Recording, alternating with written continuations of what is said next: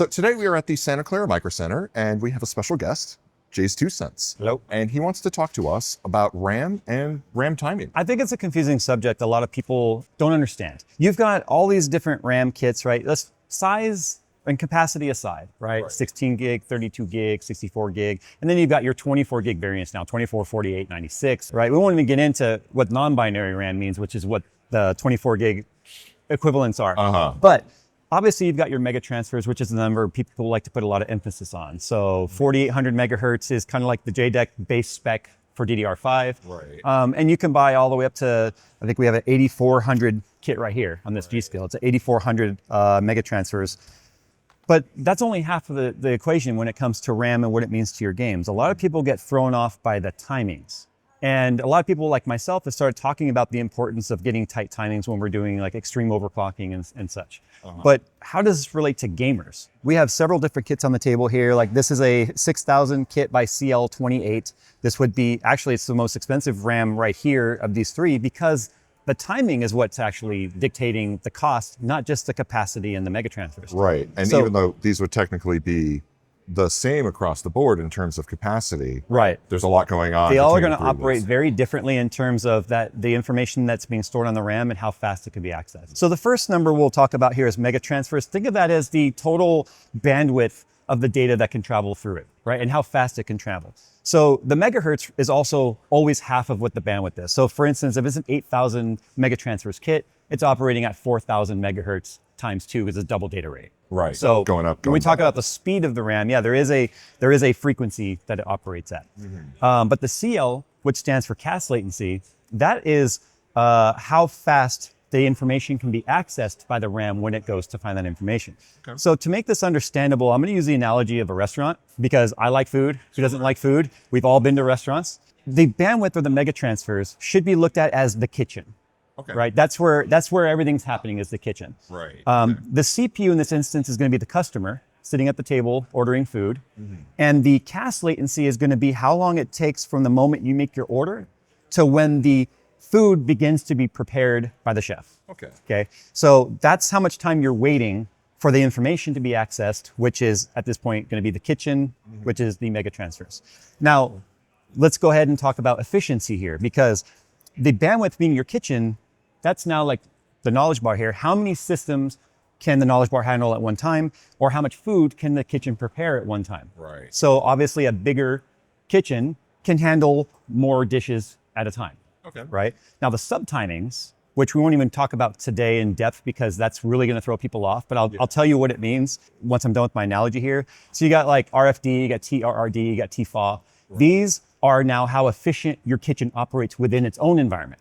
Okay. So obviously, if you have sous chefs that are quicker at doing their job, the chef can do his job faster. They can get the ingredients quicker, get the prep done. It's all So- cascading across right. everything. It is what's leading to the efficiency of the kitchen itself. So that's how subtiming should be looked at. Okay. When it comes to having let's say an 8,000 megahertz kit of RAM, that's a big kitchen. But if it's got really slow cast latency, it's like CL48 or something like that, which a lot of the first really fast RAM kits had very loose timings, Right. way up there. That would mean you make your order and the amount of time that you're waiting for it to start is very slow and inefficient. So maybe it only takes the kitchen 10 minutes to prepare your meal, but if you waited 30 minutes for them to start, the overall experience is still slow and inefficient. Right. Okay. On the flip side, if you have a very small kitchen, right, but you have very slow cast latency, maybe that kitchen, actually let me back up here. Make sure I'm not making myself backwards. Small here. kitchen, fast latency. Right. There you go. So if you have a small inefficient kitchen, let's say 4,800 mega transfers RAM, but you have very fast cast latency, let's say hypothetically, it doesn't exist, but hypothetically like a CL20 or something like that, Okay. that means your order is getting to the kitchen very quick, but it's taking the kitchen a long time to prepare it. So overall, the experience is still slow and inefficient. Right. So ideally, you would want your order to be taken. It immediately starts being prepared by a very fast, efficient kitchen, getting that food out to you very quickly. Right. There's other things that will determine how fast these timings can be. So you'll notice as the RAM kits get wider and wider bandwidth up to 8,000 or 8,400, you'll notice the cast latency starts to get higher and higher. This is a DDR5 8400 kit by CL40.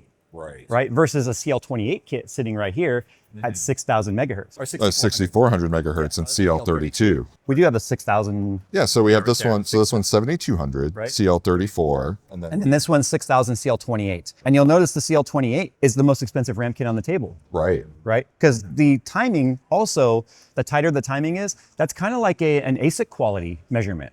They can go tighter on the timings because it is more stable at the tighter timings. Right. So the timings themselves are almost an indicator outside of capacity of how expensive the kit can be, because these are been very, very well to have tight timings like that. Right. But now obviously CL40, that sounds extremely slow, right? But there's more to it than that. So there's a calculator here. And I have it over here. And actually, because what I want to do is actually, I want to look at one of these kits and one of these kits, and we'll put them side by side.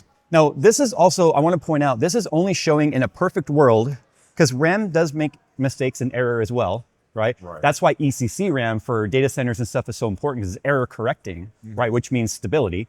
If our RAM makes a mistake, the system can shut down and can blue screen and all of that because the math was wrong, right? But for instance, the real world latency is going to be higher than what you're seeing here because of the fact that we still have other factors at play, which is going to be, I mentioned you have the CPU as the customer and you have the kitchen, but we still have the server, right? The person handling the order, taking it, and how fast and efficient is that? And that's going to be the memory controller, specifically for the onboard memory controller, the IMC, and the motherboard interconnect between the RAM and the CPU. So there's latency that takes place there too. So the faster you can get your RAM to operate, the more relief you're going to have of the overall latency experience, because you're making up for any of the inefficiencies that could take place with the communication between RAM and CPU. Right. But yeah, sometimes the fastest RAM kits are not the most latency free. So that's why I love this Tech Power Up calculator here. Let's pull this up. So on the right here, I'm going to put in, we'll do our Trident Z5, right? Okay. So what do we have? 8400. 8400. So I'll put that We right have up CL40. here. CL40. Yep. And then the sub timings are 52, 52, and 134. 134? 134. There we go. They got to get much looser. And the reason why they get looser is not just because of the fact that we're talking about taking some of that stress off of the memory controller, because the tighter timings with really fast RAM, basically that's like, we're talking like watching a kitchen operate and fast forward, right? Mistakes are going to happen. Is that server going to trip on the way to the kitchen? Are they going to trip with their food on the way back? These are errors. These are mistakes that can happen in this math. So the way to make it more stable and be error-free is they have to loosen up the timings to allow for the information to be calculated, have more time to calculate that information because it's fetching it so fast. Also too, there's other things that take place is as you make the mega transfers faster and faster, just like the FinFET architecture found in CPUs and GPUs now, there is crosstalk. There are electrons that are so fine. I mean, we're talking about almost like an atom level at this point, to where they can have electrical interference with each other. So by loosening up the timings allows it to kind of equate and calculate for those types of interferences that happen with the faster the RAM gets. Oh, really? Interesting. It really does come down to a fun science where RAM itself, you could spend a long time messing with and still never really understand it. Right. Yeah. But these are the sub timings, the 52, 52, 134. That is, like I said, the kitchen efficiency. Right. How fast is it working within its own self? So I have the nanoseconds over here on the right side, right? So we have our 8400 mega transfers. Right. So with that CL40, nanoseconds 9.5. But then you were talking about... Now our 6000 is actually CL28, not 30. Here, let me enter that one because I'm going to put that over here. So 6000 CL 28, 36, 36, 96. 96. Got it. So then you can see on the left, we have the one kit. On the right, we have the other kit, right? So this obviously has the higher mega transfer rate. Right. But you see the nanoseconds for the latency. They're very comparable. They're like 9.3 to 9.5. That's very, very comparable. Now, make this 8400 and 8000, which is more typical to see around CL40. Watch what's going to happen to the nanoseconds. Make this 8000 here. So now it's 10 versus 9.3. So that's almost, 0.7 nanoseconds, but that's almost a whole nanosecond. Right. Now you might ask yourself like, okay, where does this matter for the consumer? Right. Now, it depends on the type of game that you're playing. Now, first of all, none of this matters for anyone doing content creation or editing, video editing, photo editing, because none of these timings matter because how fast it accesses the information or the data is not important. It's how much data can you store in RAM, especially when you're scrubbing along with timelines and such. For our studio PC, for my at-home PC, I have quad channel. Right. I have everything filled. Right. No XMP profiles, no nothing. Like Just I don't overclock the massive RAM. amount of storage. That's right? all I need, and it's fast enough, and it's fine. So for And that's that use case, And that's another reason why so many systems today, if you look at the QVL list or the quality verification list for like RAM and motherboard manufacturers, you'll find very few 4-channel or 4-DIMM sticks that are qualified to run at their Expo or XMP profiles, because having 4 sticks puts way more stress on the memory controller, which means that that server running back and forth, right, has more opportunity to kind of screw up. Right. So that's why for gaming systems, it's almost always recommended 2 sticks of RAM, not 4. and so for gaming use, Yeah. right, like this really is going to affect gamers and performance. What are the different tiers of Some gamers and performance. some gamers? Yeah. So any title that's heavily CPU bound will benefit from the faster RAM latency. Okay, so your Counter Strikes, right? Yeah. Anything where you know, it's if you're running really high FPS, so like you said, Counter-Strike 2. I can't remember which titles are more CPU bound these days. Racing, Flight Simulators is another one. Okay, yeah. That does heavily benefit from RAM and CPU. But if you're running a heavily GPU bound title, like AAA titles, like your Cyberpunks and your Indiana Jones and all of that, the CPU is already waiting on the GPU because the GPU is getting hit so hard. You would have a very hard time noticing even something like base JDEC specs, which is like CL48 or something like that with DDR5 4800, versus turning on Expo or any of these fast timings, you would really not notice an improvement because the GPU is still what's your limiting factor, not your CPU. Okay. And then you've got your esports titles. And they benefit from the higher bandwidth and tighter timings where possible, because what this really does is on the CPU bound titles and the esports titles, it doesn't help your overall FPS a lot. You might see 1 to 5% improvement in FPS. But where you're going to notice a bigger improvement is the 1% lows. So bringing up the 1% lows is going to reduce things like micro stutter or major stutters, and give you an overall smoother gaming experience because the 1% lows came up. And in esports, that's where it matters the most, because those micro setters, I mean, that's the difference between winning and losing. And if those frames that you needed to really be able to see in the crazy reaction times to esports, especially like shooters, are able to like process the frame they're seeing, if that frame is lost in that 1% low because it dipped down so much, that could be the difference between winning or losing. So bringing up the 1% low is where most of these RAM discussions are going to benefit. When we look at all of this, right, so you see kind of different use cases for the RAM, you see where this sort of applies. For your sort of general gamer, what would you kind of recommend, just off the top of your head? Like, what would you recommend to look for first? Easy. I think 99% of gamers out there would benefit most from sticking to 32 gigs of, well, okay, people like to argue 64 is more future-proof, and that's fine. It's coming down in price. Let's say you're not price limited. You just want the best bang for the buck. 32 or 64 gigs. And mega transfers between 6,000 and 6,400, and CL30 or 32. That is where you're going to find the best benefit. So you've got your 6,028 right here, right?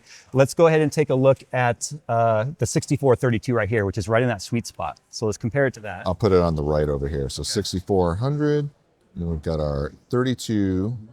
39, 102. Got it. There we go. So yeah, so our cast latency nanoseconds is 10. Realistically, it's 20 because this is measuring just that one way of the double data rate. Right, and so, this does go and come back, so keep that in mind. The real world nanoseconds really double the number you're seeing here. So, but we'll just compare the numbers they show. So we're talking 0.7, right? And then the subtimings they're really a wash. 12.2 to 12, 12.2 to 12, 32 to 31.9, right? Those are really a wash. But let's compare the price of those two kits. Right? So we're talking, and this is Trident Z, like Royal, this is expensive RAM for the sake of it being pretty, but you can get these types of kits for $100, you know, under $100 sometimes, versus what does this cost, right? The DDR, well, this actually, where's it at? The 60, right here. $220. 220, at least that's what it's listed as. And it changes all the time. But 220 to 179. So it's $40 more expensive for this tighter timing, but you're not really going to notice it in real world scenario. Unless you are an enthusiast gamer chasing every 1% you can find in your system, this then matters. The only other place it really matters is like for us doing when we're trying to do our extreme overclocks and stuff. Right. We've pushed the GPU so far that we have moved the benchmark into a CPU bound scenario. Okay, yeah. That's where we start raising our score by doing RAM tuning. Interesting. Yeah. And that's really where it's going to be crucial for you, because I know you're trying to really hit that number. Oh yeah, I'm trying very hard. Trying to get that number one spot. So you really have to look at every single component. Really don't think number one's in my future, but I'm really hoping for top 5. Okay. I really am. Right. And I think that'll last for a little while, because I think the next step is going to be people modifying the RTX Quattro or the 6000s. And then it's just, I'm not spending $10,000 on a GPU to play. You don't want to get a used H100 and see what you can. Oh my gosh. Yeah. But no, RAM discussion and timing it's a confusing subject that honestly for most people is just not. I don't recommend going out and finding and buying the tightest timings that you possibly can, because we've tested CL40 versus CL38 or 28 on the exact same mega transfers of the RAM, and seen in most, like the 10 titles that we use for our benchmarks, Right. realistically no tangible measurable difference in performance. Not with the titles that we do and we play. And we do a lot of them too. And I just want to pull up just really quickly our bundles page. Let's look at AMD motherboard bundles. I will say this real quick. The AM5 and the Expo stuff has been great, because if you go back to DOCP and AM4 platform, usually the DOCP profiles were so much more loose and slow versus Intel XMP 2.0 at the time, and now XMP 3.0 is out.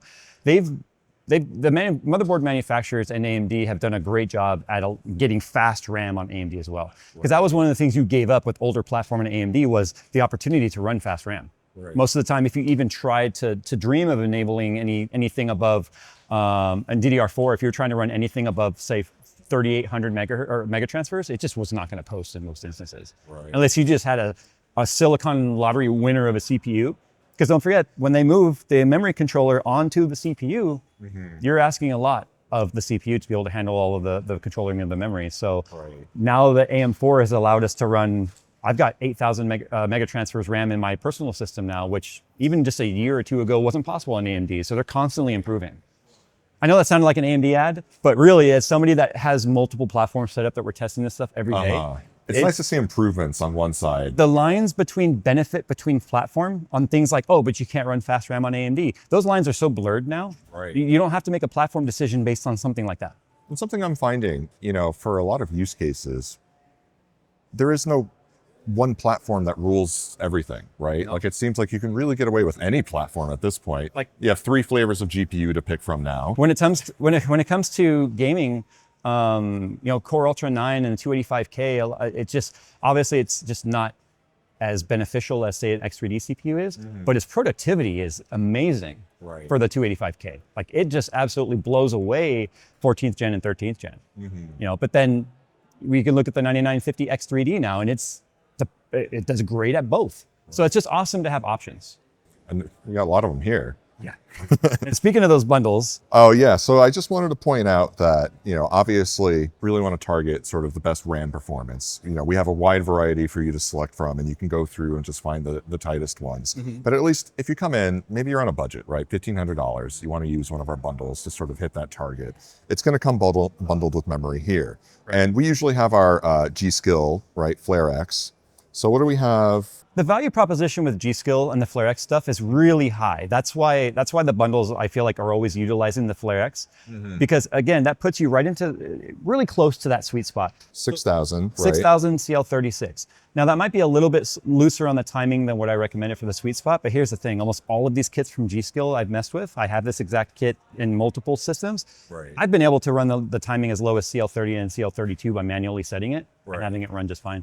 So just like anything else, the kits are often capable of something faster than it's advertised, but they advertise the speed that's guaranteed to work 24/7 without causing itself any degradation. Because that is always the stable, right? Where it's stable. But sometimes you get lucky and you might be able to... They're almost always capable of more. Or if you didn't, let's say the timing won't let you go tighter, more often than not, like this exact kit that I have, I can run that at 6,400. Right. No problem, without adjusting voltage or anything. And by bringing up the mega transfers in relation to that calculation makes the timing tighter. There's definitely a lot to take into consideration when it comes to memory. Right. And I think I've forgotten everything we've talked about already. So would Well, you say, can just rewatch the video. yeah, exactly. So that's like non-ECC memory, right? Because once you get to ECC, Now, ECC memory is quite often pretty slow. right? Pretty slow. But that's because of the fact that it's kind of, because ultimate reliability and stability of ECC memory for data centers and such, not even necessarily workstations, but data centers. Right? If a workstation goes down, you affect that one user. Right. If a server goes down, you affect a lot of users. Everywhere. So ECC memory is very expensive because of the fact that it is, actually that's pretty tight on that cast latency. So I pulled this up because But look at the speed, 5600. yeah, exactly. So that's a lower mega transfer rate. So we're looking at our Threadripper bundle because something new that we started doing was Threadripper bundles, 128 gigabytes of quad channel ECC memory. Yeah. So you're right. It is that lower. But because the mega transfers are so low, those timings can go tight. I mean, look at that, 28, 34, 28, 28, 34, 34. Not bad. That's really quick. So it's fetching the data quickly. The mega transfers itself is nothing super impressive, but how much, I mean, that's a huge capacity of RAM right there, 128 gigabytes. Right. But it's also, if it's ECC, which the Threadripper can utilize as well, it's just going to be error-free, which is important. Right, and that's a super important part too for those calculations at that level. Because on a desktop PC, if the memory makes an error, you get a blue screen. On a data center like this, it's not going to get that error because the RAM will have calculated that error and corrected it before it's ever sent to the CPU. Right. It's like you ask the RAM, like, hey, what's 4 plus 4? And you get back a bunch of scribbles on a piece of paper. That would be the error, right? And the CPU's like, what do I do with this? I don't know, shut down. Yeah. But that scribble never makes it to the CPU because the RAM handles the error correcting on board. That's a very important feature there. So I think the take home here is that obviously when it comes to shopping for memory, there's a lot to take into consideration. But on the one end of the spectrum, you're not losing out on a lot if you're shopping around, if you're going with bundles, if you're going with certain things. But on the other end of the spectrum, if you really want to maximize that performance, then this is an area you should really focus on. Yeah, and those 1% lows, like I said, that's where the FPS improvement truly is. And sometimes if you feel like you're noticing a bunch of fluctuation or stuttering in your system, and you're like, man, I've got a high-end graphics card, I've got a high-end CPU, but maybe you kind of went with a basic RAM kit. You might be causing yourself a little bit of a bottleneck situation just with the RAM, where then you might want to play around with getting RAM that has either higher mega transfers or tighter timings. And then that way you could take this calculator and you can start at least comparing what your kit you currently have against other kits, and maybe that could help you at least target. It's an exciting time for RAM because just a year or two ago when we saw the first 8,000 megahertz kits come out, because that was one of the things when AM5 was announced, Right. AMD was huge of like, hey, we've got support up to 8,000 megahertz. Right. But at that time, especially when DDR5 was newer, because AM5 was the first system to require AM5, or excuse me, DDR5. Right. Because Intel could still do DDR4 or DDR5. Right. Core Ultra can't, but I digress. It was like 8,000 CL44, CL42. And it was like, okay, you've got this major bandwidth, but the timings were so loose to support it, you weren't seeing any benefit over going with something like 6,000. And as you see DDR5 mature, and you see these platforms mature, you're seeing the price keeps coming down because of they've got the process, so refined now in creating this RAM and having it bin so well that you don't have to make a trade-off of like, okay, I've got high mega transfers, but I've also got really slow timings. You can have both. And it's one of those things too, if you're looking at trying to just, like I said, you want every ounce of performance out of your system that you possibly can. The only place you might be leaving some on the table these days is going to be RAM. But again, that's a huge cost to go with very expensive RAM for something that you might not truly notice. Right. Depends on how sensitive of a gamer you are too, and the games you're playing. But this is enthusiast discussion, right? Yeah, exactly. So this is the highest of the highest level at this point, because if you're reaching this point of like really trying to tune it in, you've already got a good CPU GPU combo. You've already sort of maximized everything else. Like this is sort of like the final step to really squeeze out every ounce of performance. Yep. And this is assuming too you've already removed any other bottleneck from your system that might be obvious. If you're running like if you're running like a Ryzen 5 and you put a 5090 on there, well, yeah, you've got already some major inefficiencies in your system that this is not going to help a lot. That's not going to patch you over. Right. That's awesome. Well, cool. Well, thanks for breaking it down for us. Hopefully that was understandable. Yeah, I think I definitely understand. I feel like the restaurant analogy works because we all can understand restaurants. Yeah. We also know how we feel when we're sitting there like, man, they're taking forever to bring us our food. Right. You know, you don't know what's going on in the background, but like I said, put yourself in the position of the CPU is the customer at the table. It's waiting on You're just everything. waiting for everything to go and come back. Yep. Right on. Well, thanks for coming out. No problem. Thanks for being here. I hope you're having fun here in Santa Clara. Oh yeah. Hey, it's not too far from home, only an hour flight. Right? Not bad. Yeah. Cool. All right. So we'll do this again and we'll catch you guys in the next one.